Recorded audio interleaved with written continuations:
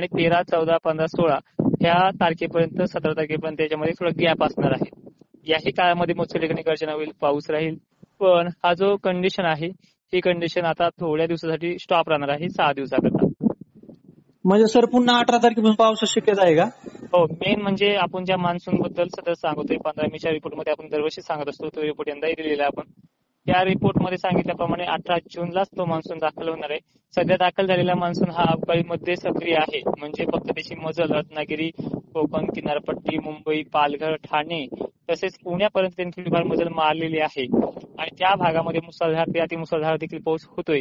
पण त्या कंडिशनचं रूपांतर हाय प्रेशर मध्ये रूपांतर होणार आहे.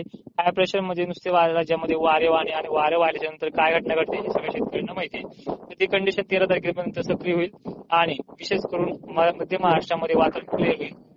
विदर्भ मराठवाड्यात काही भागामध्ये एवढी पाऊस जास्त नाहीये आणि हिंगोली, वाशिम, यवतमाळ, चंद्रपूर, गोंदिया, भंडाऱ्यामध्ये विहिरी पाऊस या सध्याच्या काळामध्ये अवकाळी जास्त प्रमाणात नाही. 10-5% भागामध्ये तो बसतोय.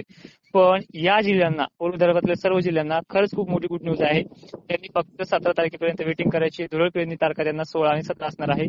18 तारखेपासून त्यांच्या भागामध्ये चांगला एकही भाग न सोडणारा पाऊस असणार आहे.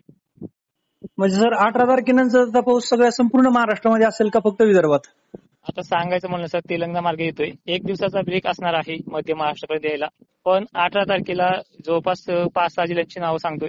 वाशिम हिंगोली परिसराबरोबरच अकोला, अमरावती, नागपूर, चंद्रपूर, गोंदिया, भंडारा, वर्धा, हिंगणघाट, नांदेड, लातूर, परभणी पर्यंत त्याची मजल आहे.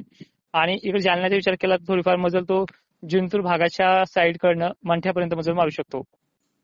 18 जून नंतर ना? हा, 18 जूनलाच. आणि 18 जून नंतर 19 ते 20 दरम्यान हा जालन्यापासून वरच्या भागामध्ये म्हणजे बीड, लातूरच्या धाराशिव पर्यंत आणि इकडे छत्रपती संभाजीनगर. 20-22 तो इकडे मध्य महाराष्ट्राकडे वरच्या भागामध्ये पश्चिम महाराष्ट्रामध्ये दाखल व्हायला त्याला 4-5 तारीख वेटिंग घेऊ शकतो. कारण की हाय प्रेशरची जी तीव्रता असते, वारे जे जोराने वाहतात, ऑलरेडी ह्या भागामध्ये मुसळधार पाऊस झाल्यामुळे अवकाळी त्या भागात त्या वातावरणाचा अजूनही काही प्रभाव दिसत नाही, पण मान्सूनच्या काळात दिसेल. त्यामुळे 22 ते 23च्या कालावधीमध्ये नगर परिसर असेल, नाशिक पट्टा असेल, जळगाव असेल, त्या भागाकडे तो दाखल होईल. चालतं सर, धन्यवाद.